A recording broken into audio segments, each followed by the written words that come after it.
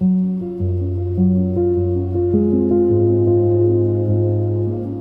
welcome back to another episode of Lounge Time. I'm your host, Rich Saile, and today we have a very special episode in time for a lot of NFL trades that just went down, two notable ones, but also the NBA Finals are 48 hours away with a huge matchup and a rematch of the 1999 NBA Finals. Yep. And today I have a very special guest in studio, not in studio, but over Zoom with one of my subscribers on the channel. We've had this in the works for a little while, and I figured what better time to do it. AJ Brown gets traded to the Patriots on the same day, or the same week, I should say, rather, that the Knicks are in the finals for the first time since 1999, and they start on Wednesday. I am pleased to be joined by Lucky Sparrow 777. He's been a subscriber to Lounge Time almost 2 years. So it's the first time that we're doing a collab. Lucky Sparrow 777. Welcome to Lounge Time, my friend.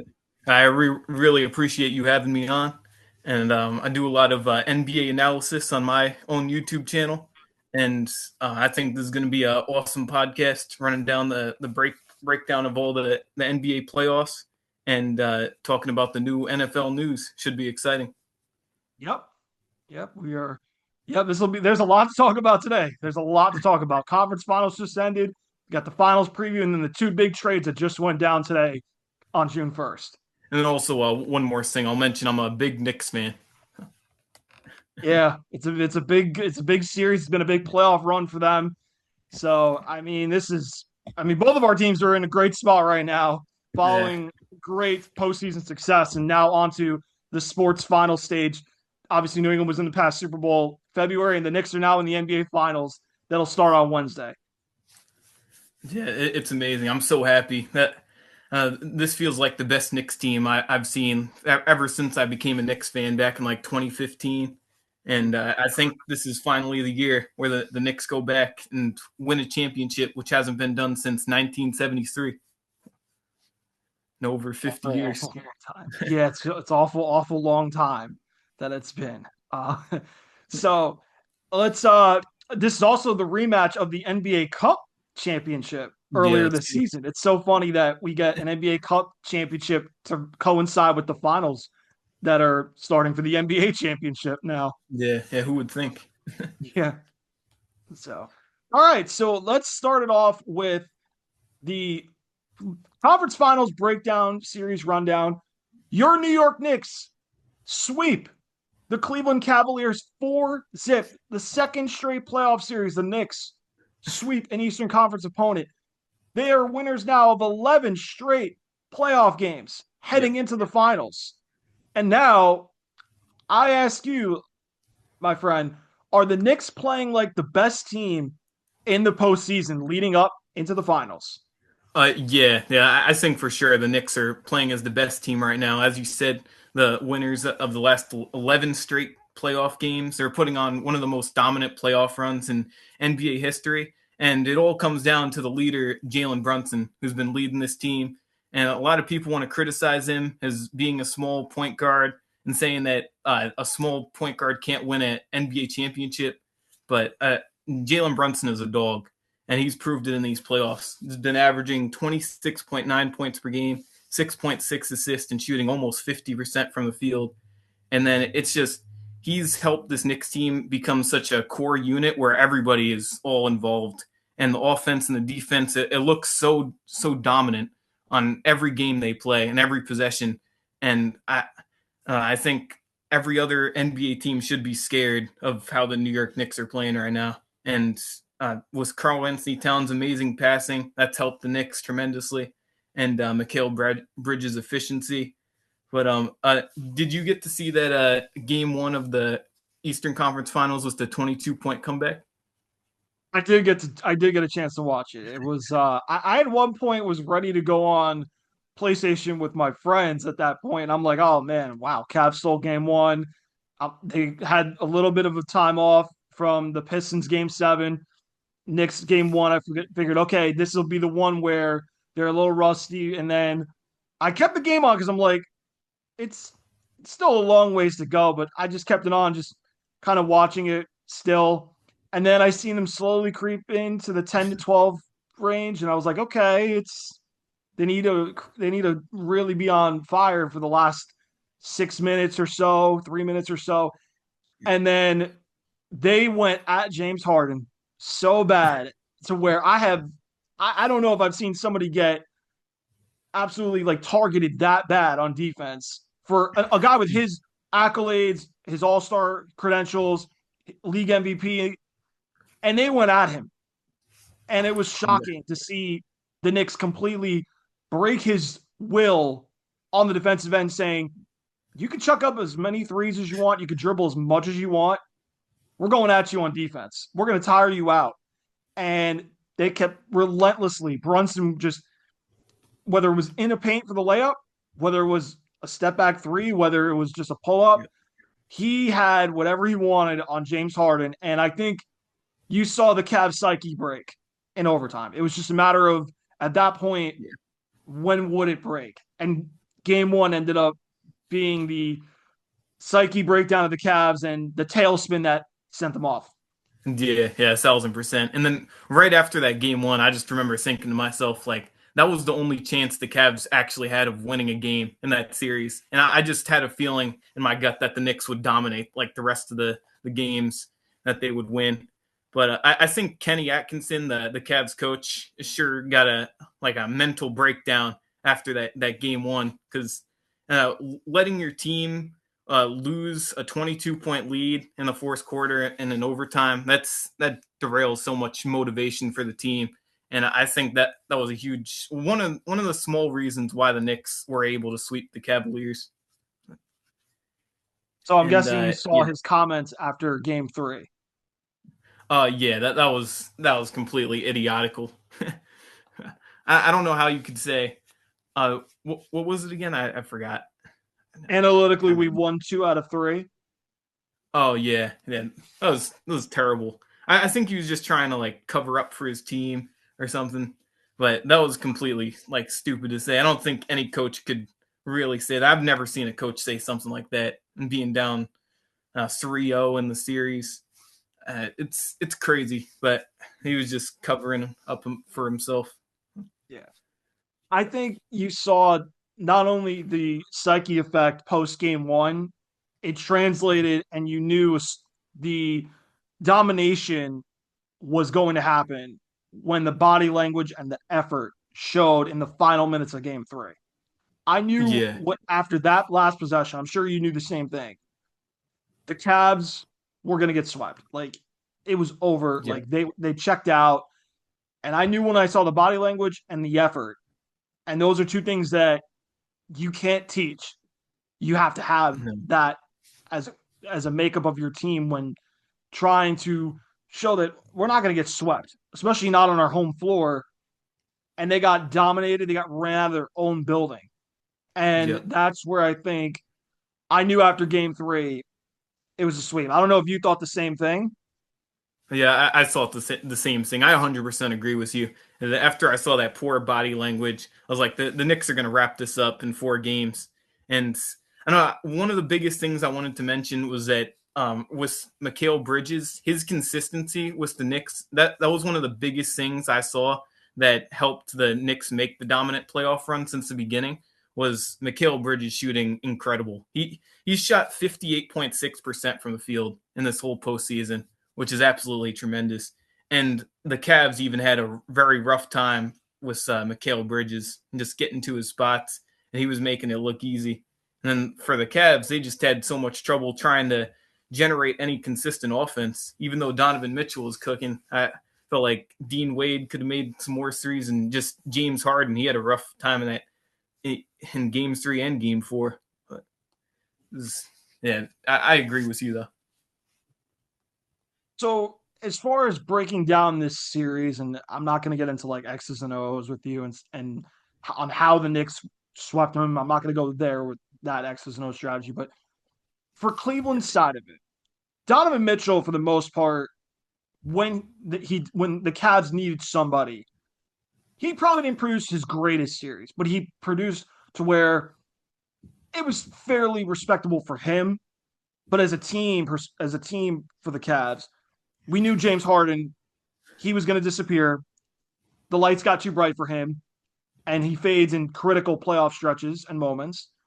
Jared Allen and Evan Mobley, were you surprised at how those two guys played in this series, considering that they had the height advantage of having two 7-footers going up against Karl Anthony Towns?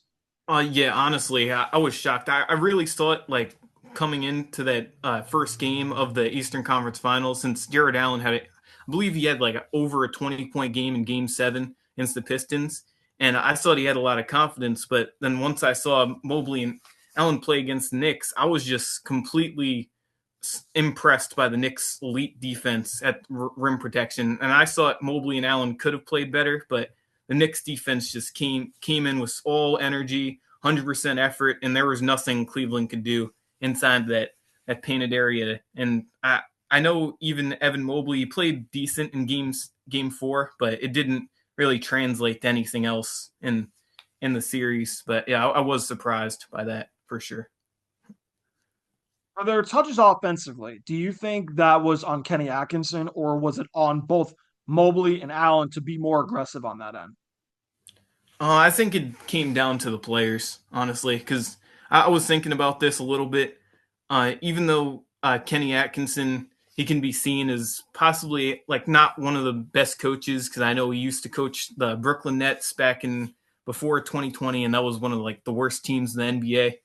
But I think it just came down to like the players' mentality and what they were trying to do. I don't think their whole strategy and their mental fortitude was there to try to get it going, and they just had a rough time. And I think from Donovan Mitchell trying to shot create, I just think it put the Evan Mobley and Jared Allen in a positions where they couldn't really be successful because of how good the Knicks defense was playing on all sides of the floor. Looking at your Knicks now, who 11 straight playoff wins, and we know Jalen Brunson's the engine that makes that team go. You mentioned Mikal Bridges being improving since the end of that Hawks series and into the Sixers series and into this series with Cleveland and now into the finals. We know what Cat does as a facilitator. We know he can be a double guy. We know what Brunson can produce. For Anunoby, Hart, and Bridges, specifically your starting five outside of Cat and Brunson, how much do you think those three guys are going to play a pivotal role in getting the Knicks to their eventual first championship since 1973 as far as their production level? Like, what do you think that they will be able to keep up this accelerated and increased production of points and their facilitating and their defense? Do you think that's all going to contribute their roles and increase and get better into this final series with the Spurs? I know I'm jumping a little bit ahead to Yeah, the you're Knicks good. Spurs No worries. series. Yeah, I think Anunoby, Josh Hart, and Mikal Bridges, they're going to play a very pivotal role, of course, in the finals. But I don't think their production is going to progressively get better in the finals just because I know how dangerous and destructive the Spurs defense can be. Seeing that in the Western Conference Finals against Oklahoma, where Shea Gilgeous-Alexander had a rough time shooting consistently.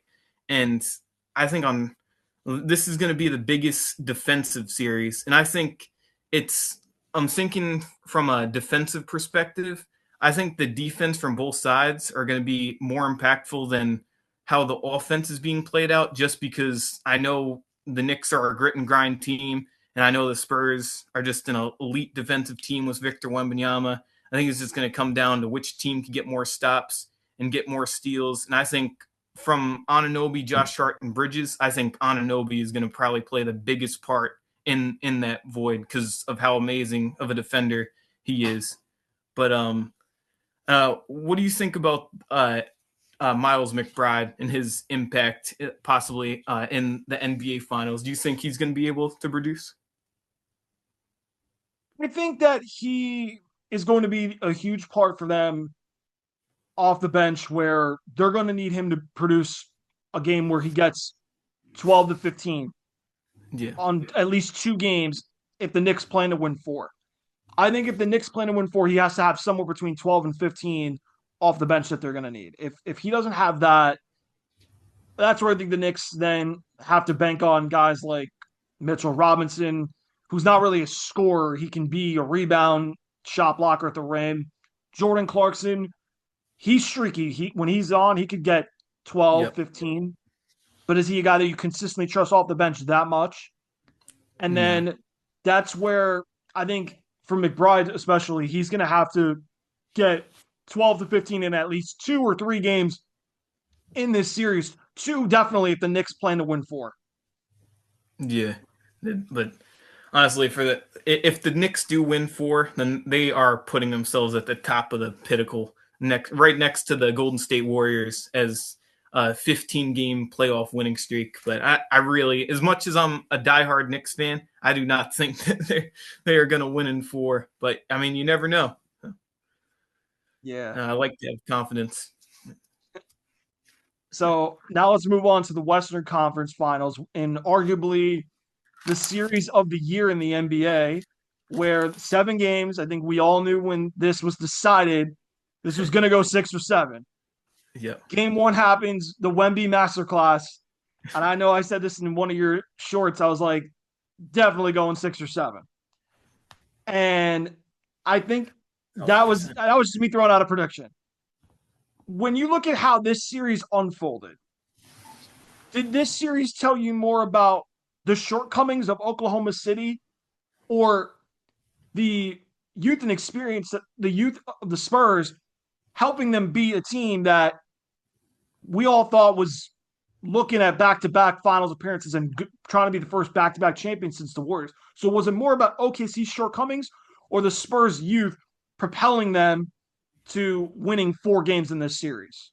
Honestly, from my standpoint, I think it's a lot more about the Spurs' use and their growth and their development as players. Because I personally was very shocked on how Dylan Harper was able to play in the Western Conference Finals, especially in that first game where he had a double-double. He also had 7 steals in that game, which was impressive.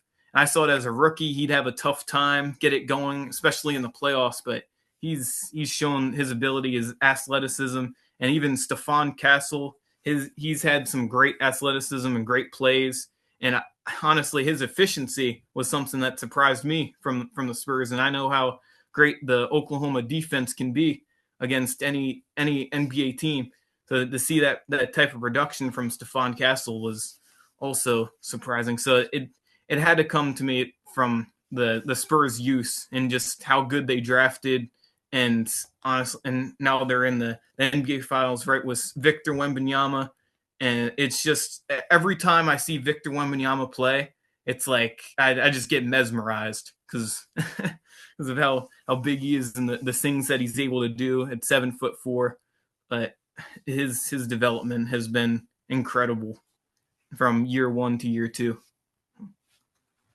Now, I mean, we saw the Wemby masterclass. I mean, 42 and 20. I think it was 42 and 21. So I think, did I have the right stat line for game 1? Um. Oh, I think so. I think I Yeah. did. I think I got around it. I want to see if I'm right. Yeah. Uh, Yeah. but those are numbers we haven't seen since the 2000 Shaquille O'Neal year, like the early 2000 Shaquille O'Neal type numbers, which Yeah. I didn't think, especially in today's NBA, I would have never guessed that we'd see a game with 40 points and 20 plus rebounds. The only one that I know off the top of my head that comes not so close, but I think Dwight Howard had like 26 and 25 rebounds in a playoff Yeah. game That with the sounds Rockets, right. something like that. And that was, I was like, that's the closest 2020 game I'm going to see. And that's like very rare.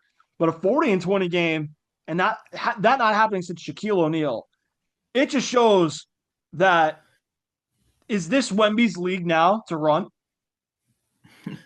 I think so. I think Wembanyama. A lot of people say Wembanyama is the future of the NBA, but I believe the future is right now for Victor Wembanyama, especially if he could win an NBA championship and put that on his legacy. But I mean, there's been so many like very tall NBA players in NBA history, And I feel like Victor Wembanyama like tops them all because a 7'4" person shouldn't be able to move the way he does with his speed and his even blocking ability. There's so many shots that so there's no way that gets blocked. And then Wembanyama goes and jumps and sends that out of there, sends it to the seats. But honestly, he's just shown me every time was his in like you mentioned the 40 plus and 20 plus rebound game that we haven't seen since Shaquille O'Neal. It's just domination. And honestly, the Wembanyama, one player on the Spurs, I think that changed the whole way that Oklahoma had to run their offense. And that's what led to the game 7 in the first place. And then the Spurs took that from there. But I mean, what were your thoughts on Wembanyama and his performance?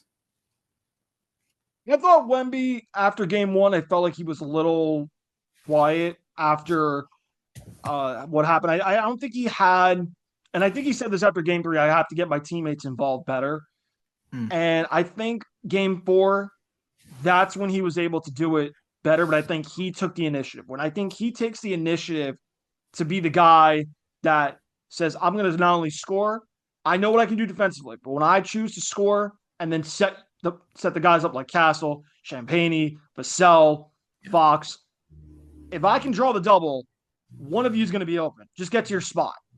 And I think we saw why Vassell and Champagny, they were able to hit huge timely shots. So Wemby, I think, is not only proving that he's the most impactful player on the court on both ends.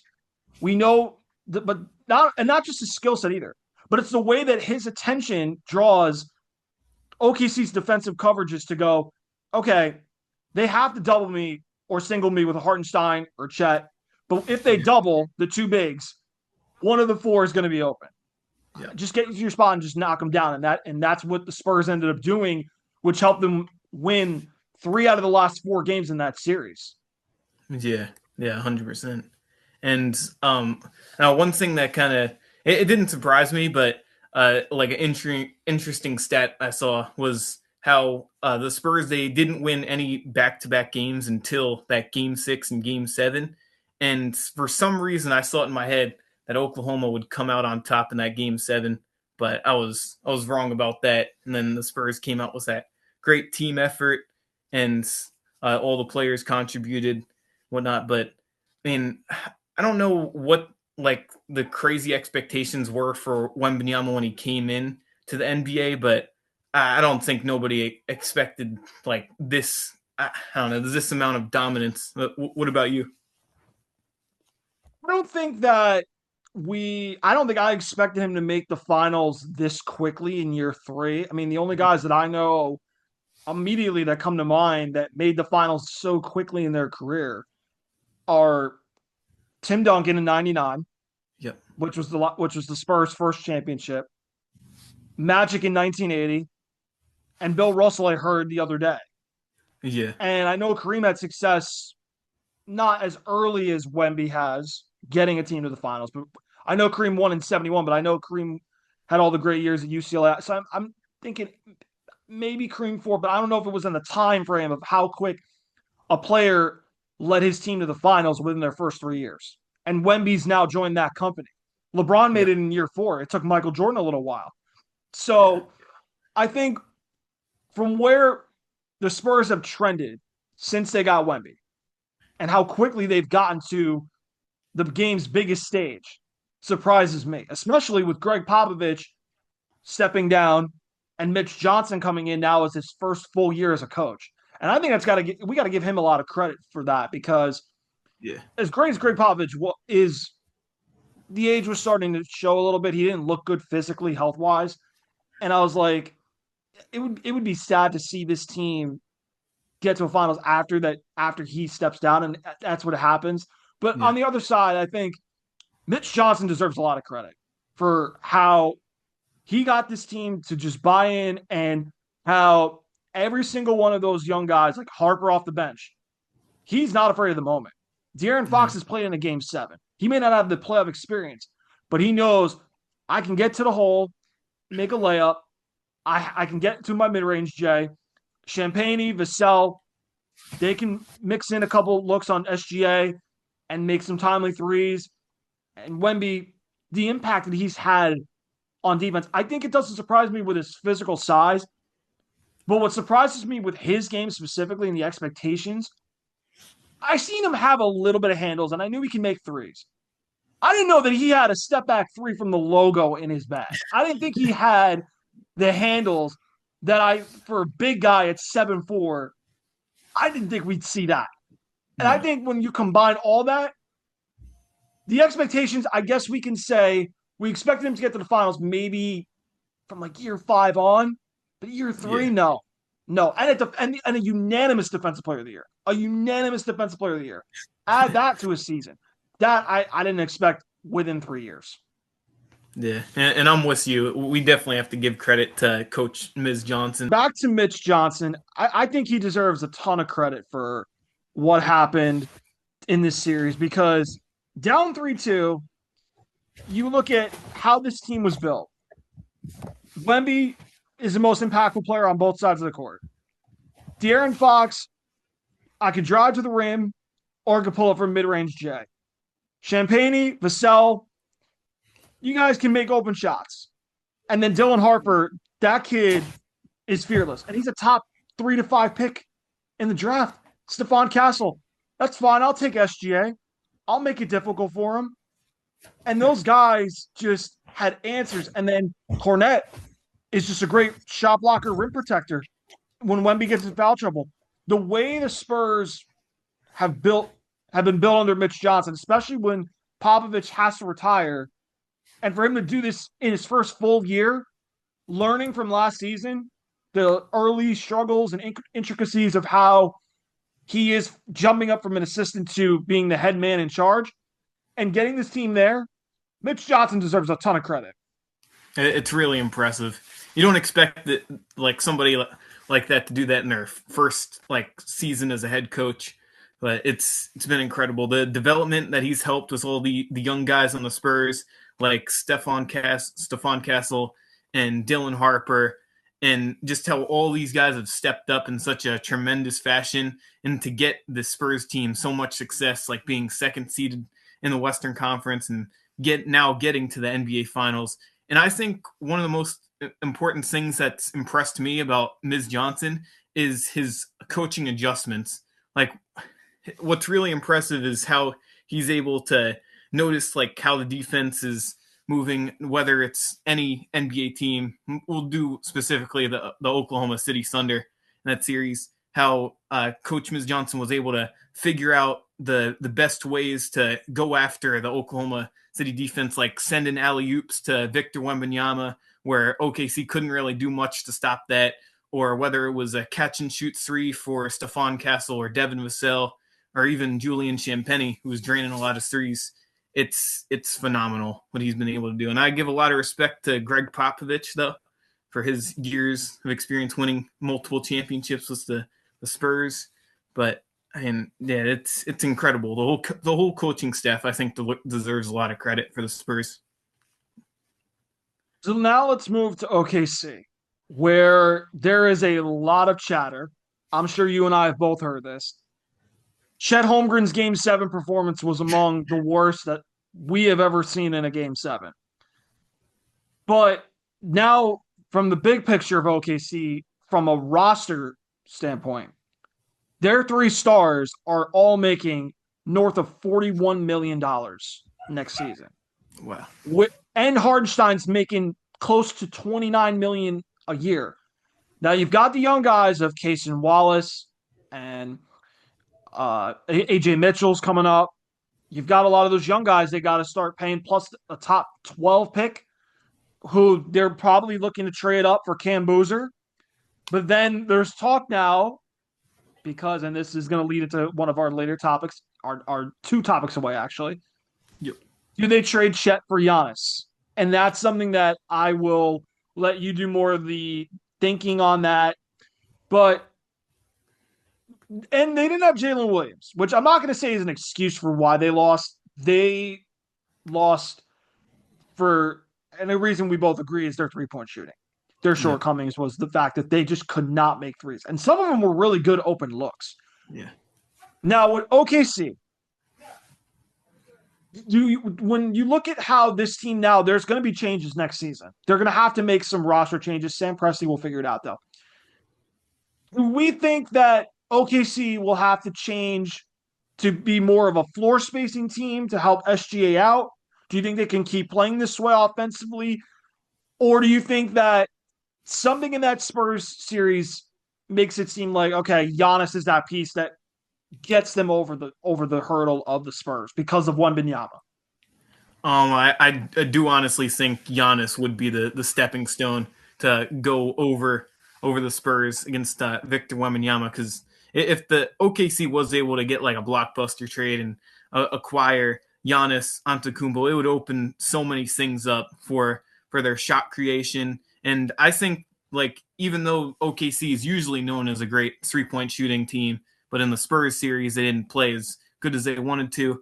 If Giannis is driving to the hole, the defense is going to have to collapse in that paint. That's going to open so much looks for open 3-point shooters and just make it more easy going for OKC not to have to stress out too much to create a shot like they were doing against the Spurs. I felt like a lot of the Oklahoma players, not just Shai Gilgeous-Alexander, but they had to work so hard to get open looks against that Spurs defense, because the defense was everywhere for the Spurs, and it was so hard to get open looks that it made it difficult to get that consistency and that efficiency going that helped the Spurs get over the top, because their offense was just enough with their great 3-point shooting. But now, how do you think? Do you think OKC needs to? What do you think their stepping stone would be?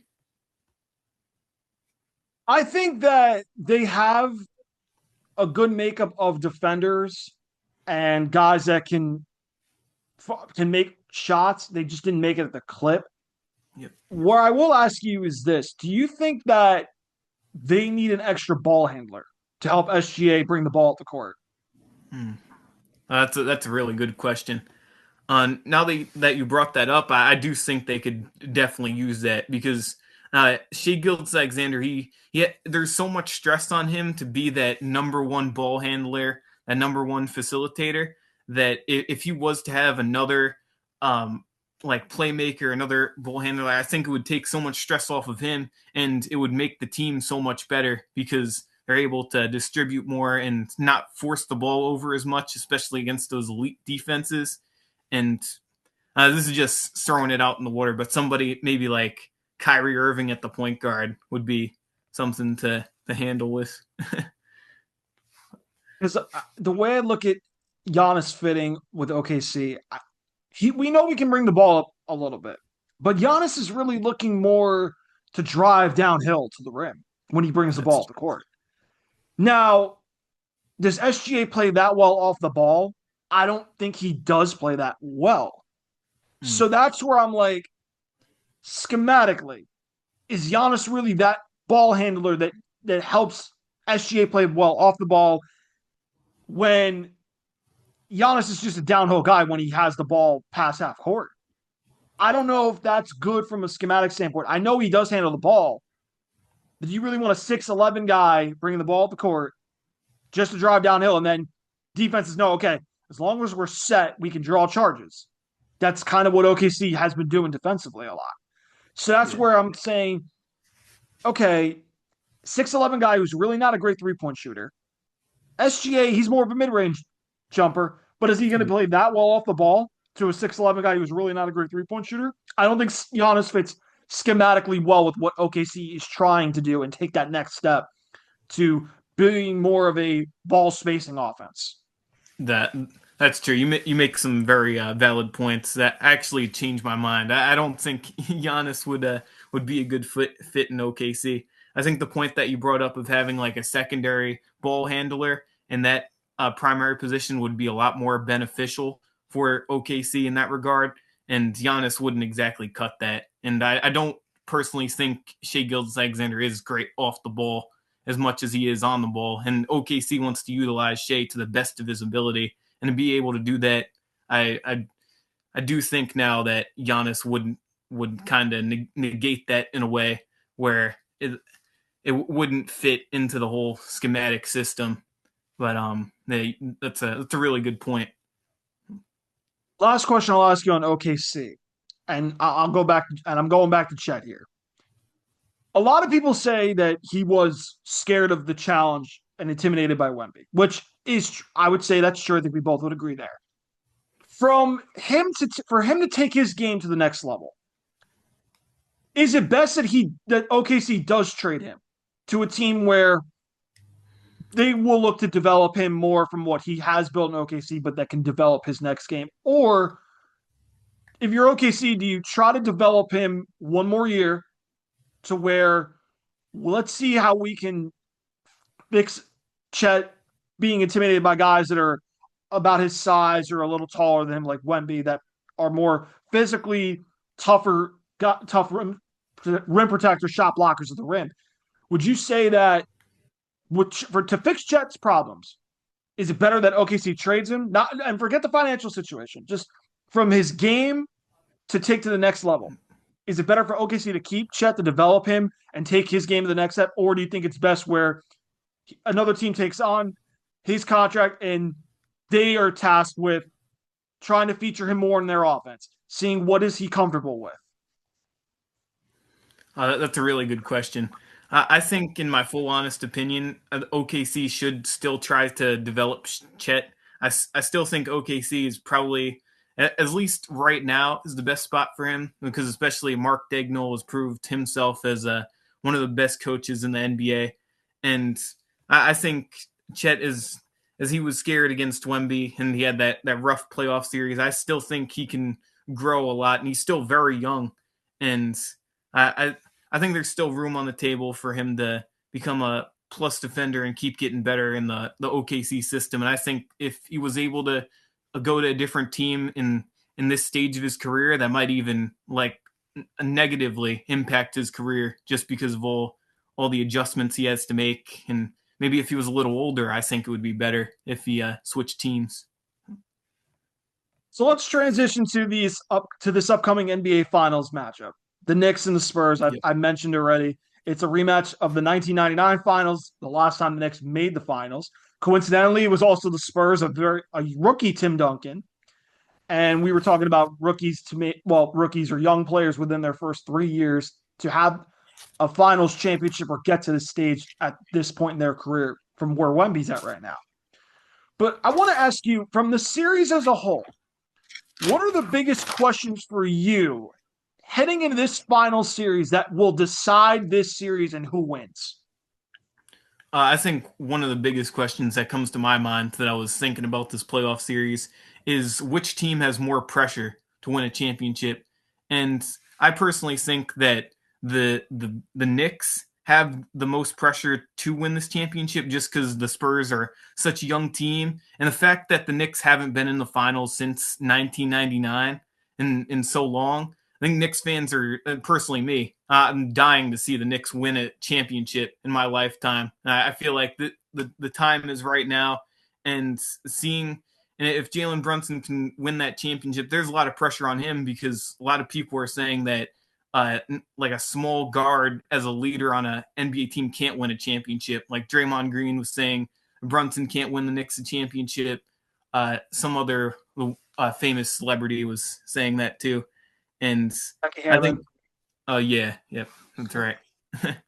I think from that perspective, the Knicks got that more pressure. And then one of the other questions I got is, how does Brunson lead the Knicks in the most pressure possible at this stage of his career? And he's proven that he is already a leader, but this is the grandest stage of them all. He played great in the NBA Cup tournament, and I personally think Brunson got it, and I think he will personally do his best and perform great, whether it's playmaking, because he's such a smart basketball player. And do you have any big questions for this finals? I think one that comes to mind for me is, how does Jalen Brunson handle the physicality that Stephon Castle's going to bring to his attention? Yeah. And I think that because the Spurs can throw different guys, a young Dylan Harper, De'Aaron might get a little, but he won't get a lion's share of the responsibility. It'll be Steph Castle, it'll be Dylan Harper. Do they put Vassell and Champagne a couple bit of looks?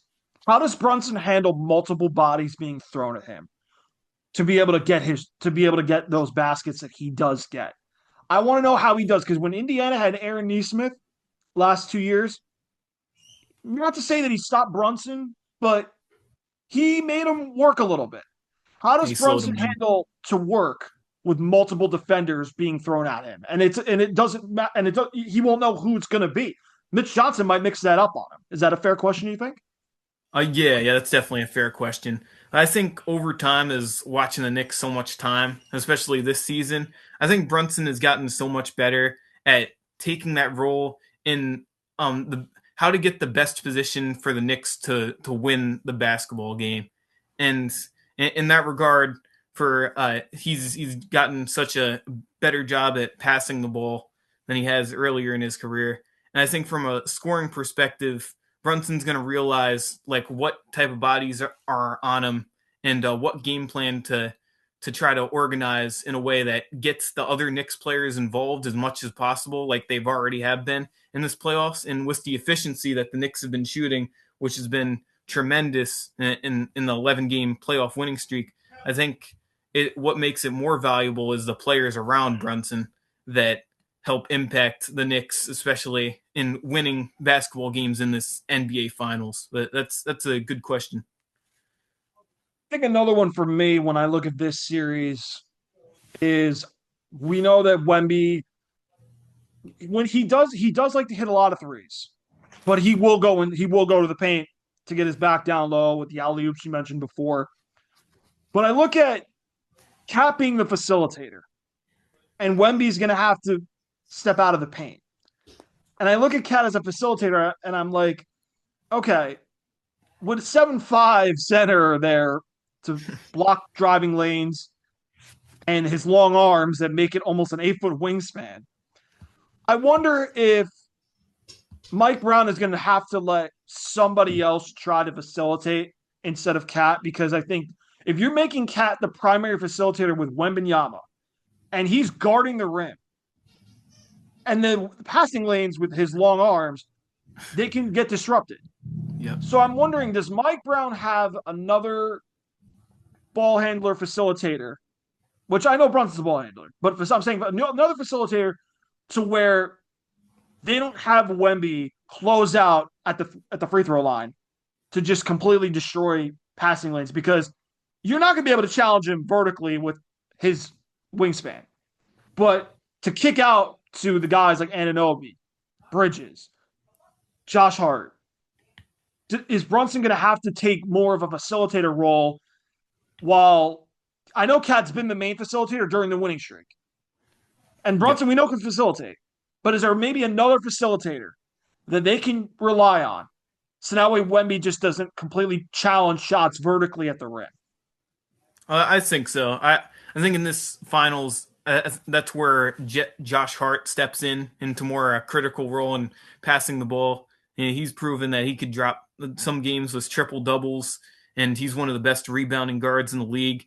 But I think what makes him so dangerous as a primary passer is his ability to being able to get passes right off of getting a rebound. So the Knicks have to push and transition as fast as possible, especially when Wembanyama isn't on the other end. I think that's where the Knicks can score a lot of their points in transition, not letting the Spurs get back on defense. Because I remember the broadcasters were talking a lot in the Oklahoma City series where the Oklahoma City was taking way too long to set up their offense and try to score. And instead, they should have went faster and tried to score quicker, so there was no a defense being set from the Spurs. And I think that's exactly where Josh Hart has to take in that role, and that's got to be a big game plan for the New York Knicks in this finals, for sure.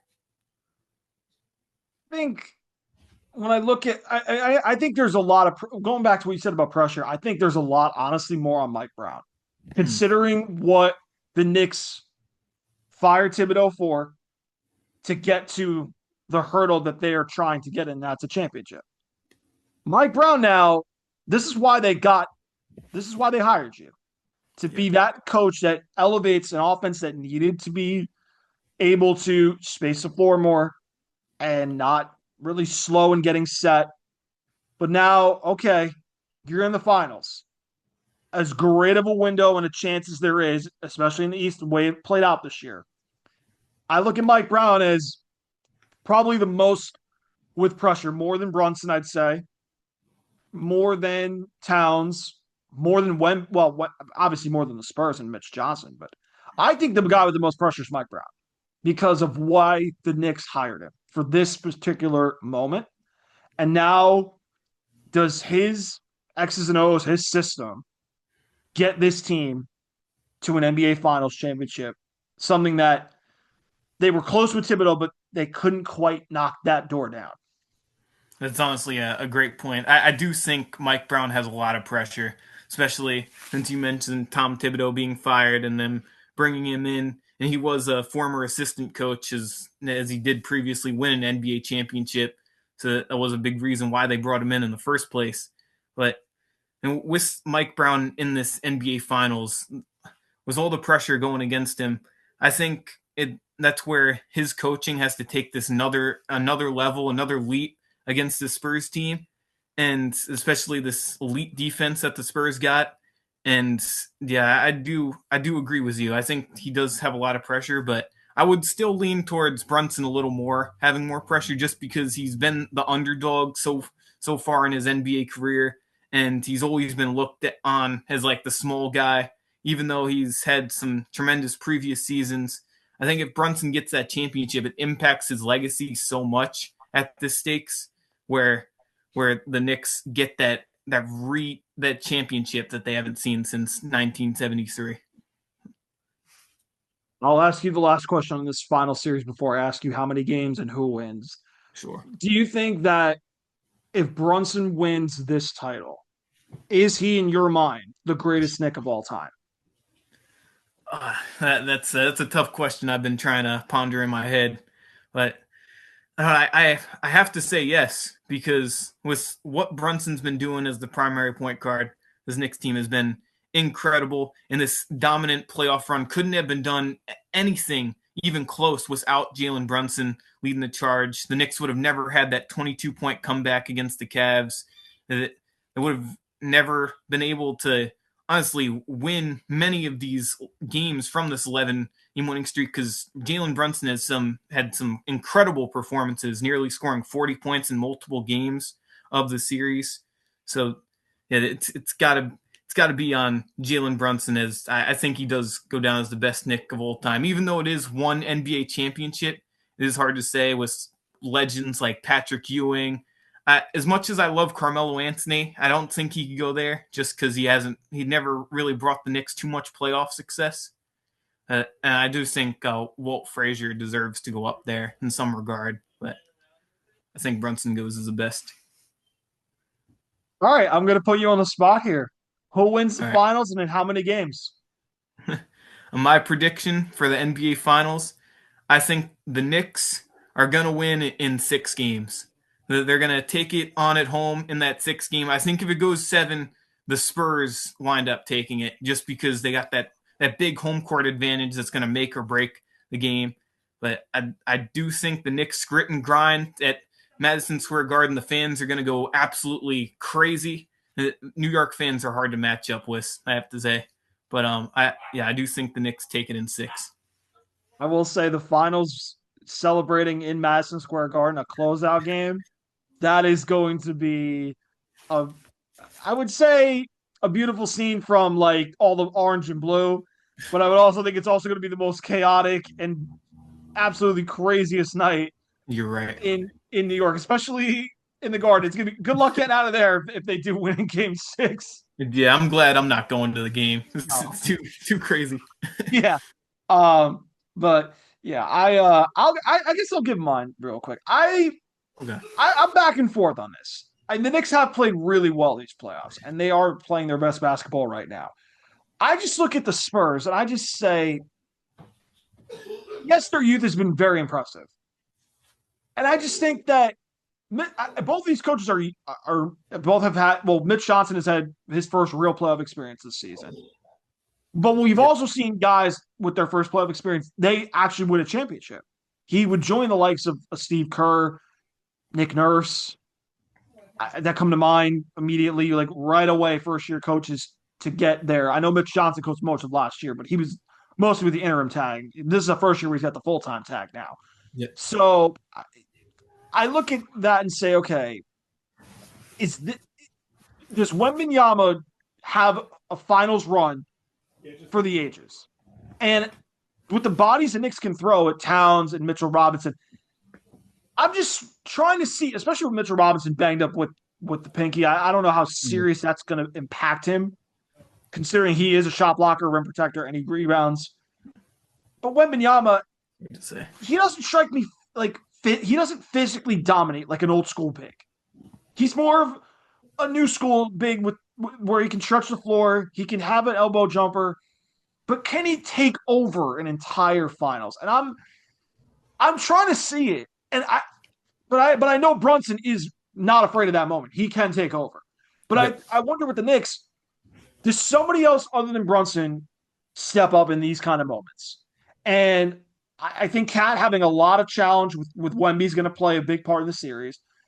I'm wondering, does Bridges, Hart, and Anunoby, how often can they be the second option throughout a 6-7 game series? And that's where I'm like deciding, okay, the Knicks are deeper, but the Spurs youth is really helping them. So I'm going to say, and I don't want to burst your bubble, but I have a feeling it's going to be Spurs in 7. I just have this feeling it's just going to be both teams are going to have. To me, it's going to come down to if you do split in Madison Square Garden, if you do split in San Antonio for the first 4 games. To me, then it comes down to, does it become a home court game, which I think it might, from how I think the series will play. But I also think Anunoby, Hart, and Bridges, how much reliability do they are they trusted within Mike Brown to be a second option? Because Brunson's going to do his thing. Cat's going to have a lot of challenge with Wemby. Are those 3 going to be it? And then we mentioned McBride, Clarkson, Mitchell Robinson. Like, somebody's going to have to help off the bench. And I don't know if the Knicks have but then again, I don't know the Spurs other than I would say, I know Dylan Harper comes off the bench sometimes. Yeah. And then Castle's a starter. So I just think, so that's a shot blocker too. I just wonder though if the Spurs depth will be will be a factor in the Spurs winning 4 games. So I'm going to say, because I don't know if the Knicks, I don't know if Wemby goes nuclear, I don't know if the Knicks can slow him down over 7 game series with how much impact he has on both ends. Yeah. And I think factoring in how Hart, Bridges, and Anunoby are not really second options, that's going to be the thing that decides it for me. The Spurs have guys that can be a second option if the Knicks try to slow down Wemby. They have Fox, they have Harper, they have Castle. And then Vassell and Champagne, they can make shots when they need to. That's where I think the difference might go in this series. So I'm going to say Spurs in 7. Okay. That's a good take. I mean, I see exactly where your perspective is coming from. If Wembanyama does have that nuclear performance in multiple games, I'd have to agree with you that the Knicks can't really handle that defensive pressure, because it really comes down to how you can stop Wemby, and the only way to do that is by fouling him. But then if he's making free throws, then it's even more dangerous. But I just don't think Wemby is going to have those dominant nights with the Knicks' elite defense that they've been playing, because this whole playoff winning streak is coming down from both ends. And a lot of people want to say it was from a weak Eastern Conference. It doesn't mean anything. But I truly believe that it was a special run, and it is just the way that the Knicks dominated that made it so impactful. That wasn't seen in the regular season, but now have taken this new step and all this momentum building up for this finals, and they're going to win in 6. Yeah. Well, listen, hey, I wish the Knicks luck. I do. I just want a great series. Yeah. So, and again, I'm happy the Knicks win. I'm going by an unbiased prediction for how I think this will play out. But let's go with real quickly. I want to go to the I want to go to where LeBron and Giannis will probably land in the offseason. We mentioned a little bit with Giannis with Oklahoma City, but we don't think that's going to happen from where we think they might develop Chet. It could happen, but not likely. Yeah. LeBron is nearing the end of his career, the twilight of his career. There's been talk to Cleveland. There was a little talk before the Knicks went on this crazy run. That he would probably go play for Mike Brown his last year in New York. But I don't think cap wise it can work. Where do you see LeBron and Giannis landing in the offseason? I don't know if this is a crazy NBA take, but I really think that LeBron James is just going to wind up staying in with the Los Angeles Lakers. With him already having his son Bronny James playing with, I really don't think he can put himself, as much as it would be a special fairy tale story for him to end up in Cleveland in that farewell tour. I just think him and staying in Los Angeles playing with his son is even.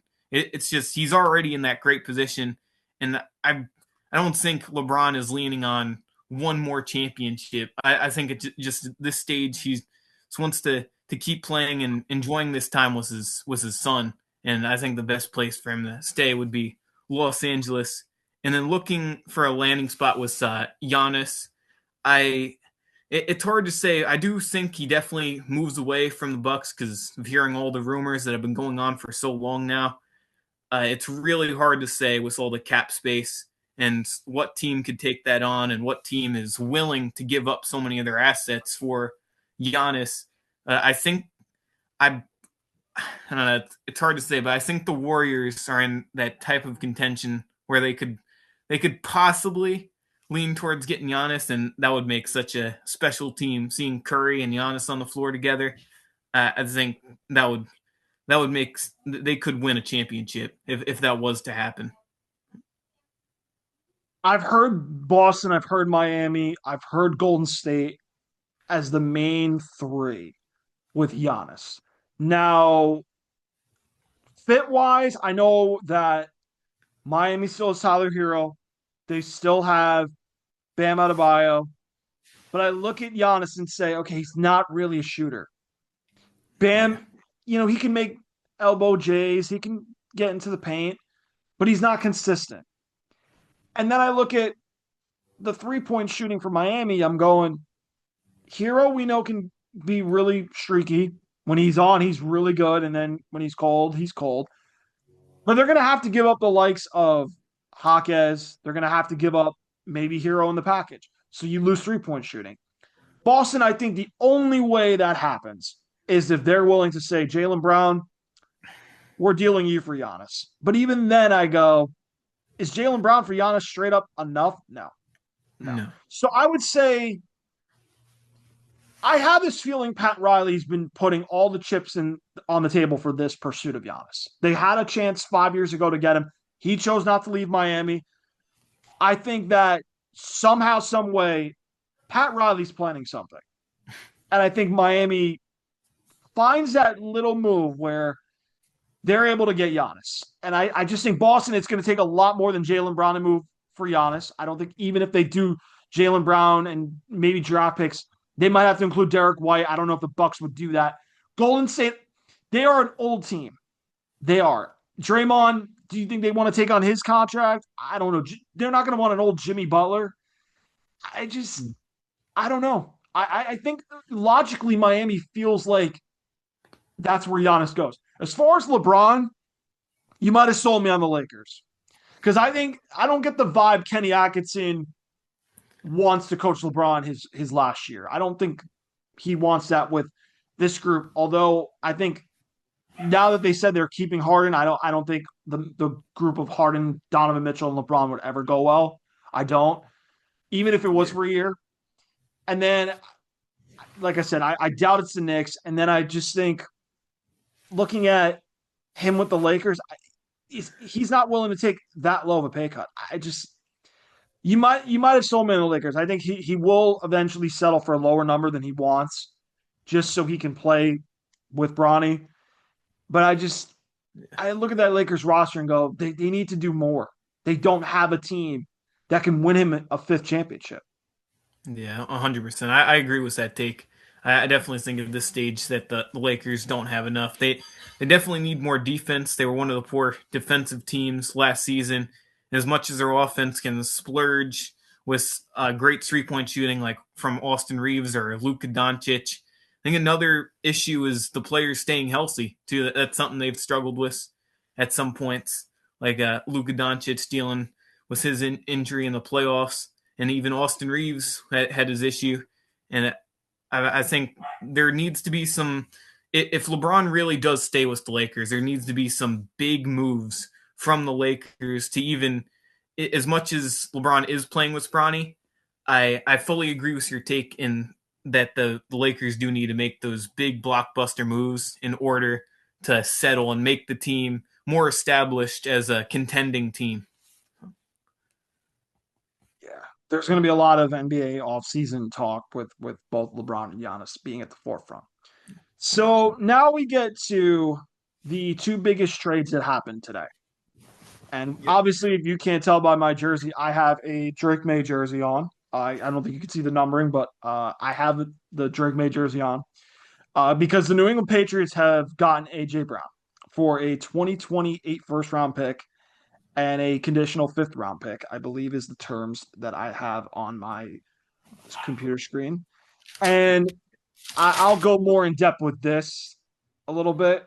And then the Rams getting Myles Garrett, which I'll go, you know what? I'll start with Myles Garrett first because the Okay. Rams were the preseason favorite to win the Super Bowl before this trade happened today. Now this only validates it.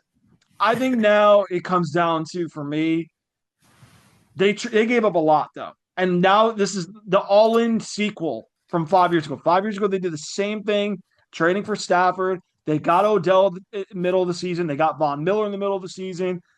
They got Jalen Ramsey 2 seasons before that, and Cooper Kupp had this huge season in 2021, and the Rams went on to win the Super Bowl that year. Now this is all in part two, 5 years later, and now they did it differently. They drafted Puka Nacua in the third round. Kyron Williams has become a star for them since 2023. Devontae Adams they get off of free agency. And then you look at now they're trading for both Trent McDuffie and now Myles Garrett. And they gave up both first round picks for the next 2 years, which I'm good with that. Myles Garrett, though, they gave up a heftier package. So now to me, I'm going to say the same thing I said 5 years ago with the Rams. They have no excuses Mm-hmm. to not win it all. They have everything. The biggest weakness for me will be coming down to can their offensive line protect Matthew Stafford throughout a 3 to 4 game playoff stretch? Because they're good offensively. Defensively, Myles Garrett's an upgrade over Jared Verse, who they gave away to Cleveland. Now, it's for me, can the now offensive line protect Matthew Stafford? Because now he's getting near 40, and that's usually where the decline happens at that point. Yep. Yeah, I think so too. The offensive protection needs to be there, especially at this stage of Matthew Stafford's career. They want to avoid any type of injuries that could sustain from Matthew Stafford. And I think personally, even though the Rams did get Myles Garrett and gave up a hefty price for him, I think it was worth it. And this season, the best way to describe this upcoming season for the Rams is a ride or die season at this stage, because if they don't win at all, I think that puts themselves in a disappointing season to be upset about and not fulfilling expectations. And I know how much of a monster Myles Garrett is, especially on the defensive end. And I think even though the Rams have a great defense, it takes that defense to another level of making getting quarterbacks scared and putting that pressure on the other team. And I think that one weakness from the offensive line, that's where it needs to come down. And maybe the Rams make some other minor moves to help sustain that offensive protection. And I think that's what they should aim to do, or even in the NFL draft. Yeah, I think them drafting Ty Simpson to have their quarterback of the future covered this year helps solve a future need down the road for them. Yeah. All right, so we're now down to my New England Patriots getting A.J. Brown. So now the big trade finally has happened for me as a Patriot fan. AJ Brown is back where he wanted to get drafted to, a New England Patriot. And last year, I've been on the record on previous episodes of my show. I've said, I don't know if I want him coming into the locker room that we've got built going nicely. I know Vrabel had him in Tennessee. And I'm like, I don't know if I want him messing up what we got going. And then I saw the Super Bowl against Seattle, and I was like, yeah, well, now I see why we need a number one. And in March, I was like, okay, Romeo Doubs is nice, but this cannot be your number one option as a receiver for next season. Not when Drake May's still on a rookie contract, going into year 3, building off what he did well last season. I was like, there's no way Romeo Doubs is your number one. And then everything I've heard from the NFL networks and every known ESPN reporter was saying AJ Brown to New England. And I was like, but you're dealing with Howie Roseman, who's a tough GM to try to outwin a trade with. And I was like, oh man, okay.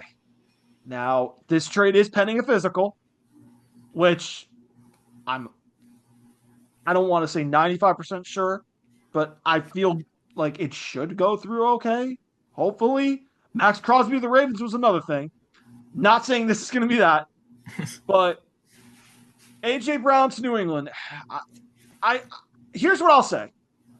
Does this put the Patriots in the Super Bowl conversation in the AFC? Yes, because that defense played really well in the playoffs, despite the Super Bowl saying otherwise.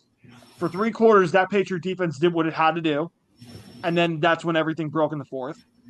I think now improving the offense with drafting offensive line in the first round, not against it. They got a good edge from Illinois, Gabe Yakis. I think Eli Raridan from Notre Dame, a lot of people love him as a steal in the 3rd round. Plus Hunter Henry's getting older. I think looking at now AJ Brown, you still kept Kayshon Boutte, which I look and say to myself, that's a good 3 group, and you're deep. I didn't even mention Pop Douglas. I didn't even mention Kyle Williams they drafted last year in the 3rd round. I didn't even mention Mac Hollins, who's a guy that does all the blocking. He doesn't mind that.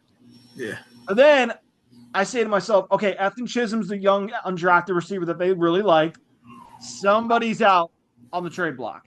Now, there's rumors now circulating that they are also watching the name Kayvon Thibodeau, the edge rusher from the Giants, who yours truly I would love to have as an upgraded edge rusher because they need a pass rusher. They do.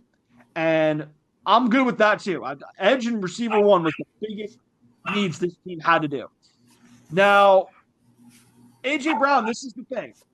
Does he have a good 3 to 5 years left in him? I think he does. Because his game isn't predicated on speed.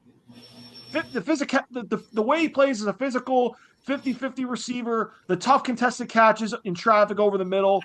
He plays physical. That can stay in a good 3 to 5 year shell of really good years. And he's been consistent with the Eagles. He gives Drake May a confident red zone target, which they desperately need. And I think looking at now AJ Brown, he's going to be motivated. He wanted to play New England his entire football career. He wanted to. That was the team he grew up wanting to get drafted by. I think you're going to see, and I don't want to compare him to Randy Moss going to New England because he wanted to get the hell out of Oakland at the time, and they were terrible when he was there. I think you're going to see a motivated, reinvigorated AJ Brown that's going to actually be like, okay, everybody doesn't think I got much left in the tank. No, I do. The Eagles just did not know how to maximize the skill set and the talent I bring to a team that is looking to win. Plus, the upside is Mike Vrabel's coached him before in Tennessee. And Josh McDaniels is now his offensive coordinator, which I think bodes is a very huge advantage for him because he's going to get targets. He's going to get attention on defenses having to change game plans from how the Patriots have been with the number 1 receiver. So, huge get. First number 1 receiver they've had really since Randy Moss. I don't mind giving up the 2028 first-round pick. I don't mind it. The conditional 5th-round pick, all right, that was just something, I guess, that they just had to throw into the deal. And they didn't give up Kayshon Boutte. I'm good with the trade. But I absolutely think now this solidifies New England as a perennial Super Bowl contender out of the AFC with the likes of Buffalo. I still think the Chiefs with Mahomes, I think it's going to be a little bit tough, but they're going to be in that conversation. Denver's especially there. The Bills with Josh Allen will be there. Not quite so on the Ravens, but they have the talent. But again, new coach for both the Bills and the Ravens. That's a tall task.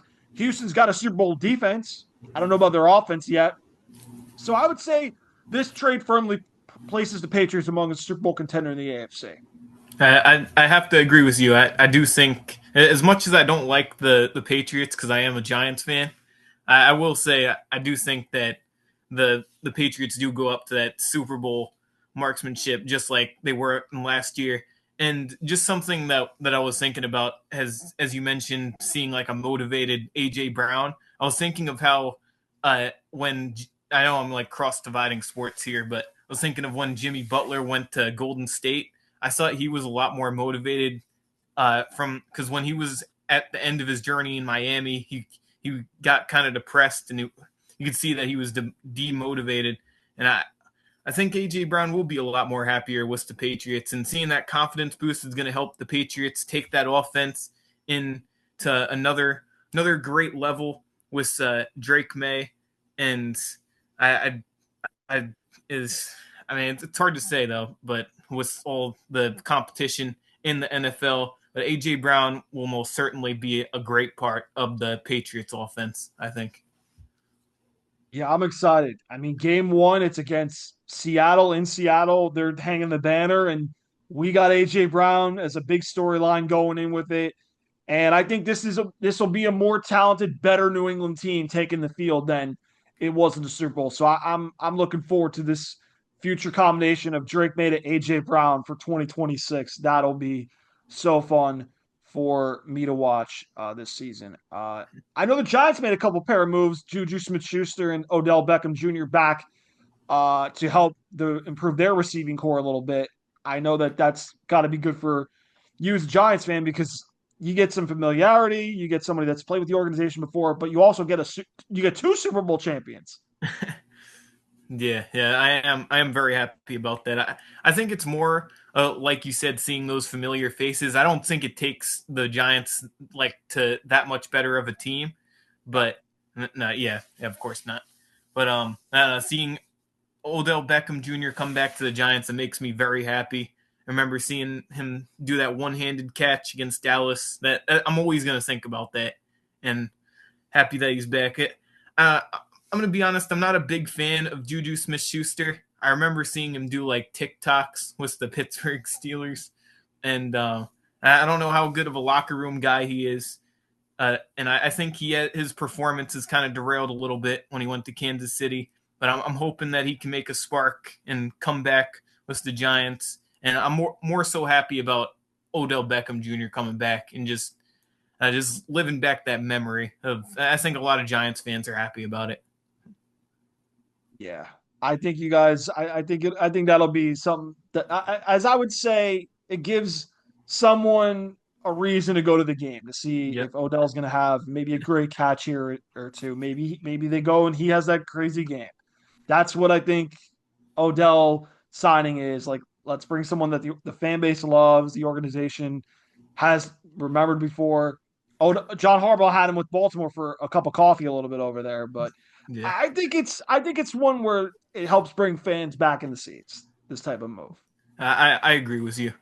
Definitely think that too, because so many Giants fans have liked Odell Beckham, and I was just thinking back to when I was listening to some radio station W fan of New York. Some old guy called on the phone, and he was saying how he didn't like Odell Beckham Jr. and that he's like a mess in the locker room and stuff. That's just stuff I don't agree with. I think Odell Beckham is going to provide that a great veteran experience, and I think maybe he'll even provide some leadership in the wide receiver room as a guy for the younger receivers on this Giants lineup, like maybe Jalen Hyatt or Malik Neighbors, somebody to rely on, and I think that's going to help out a lot.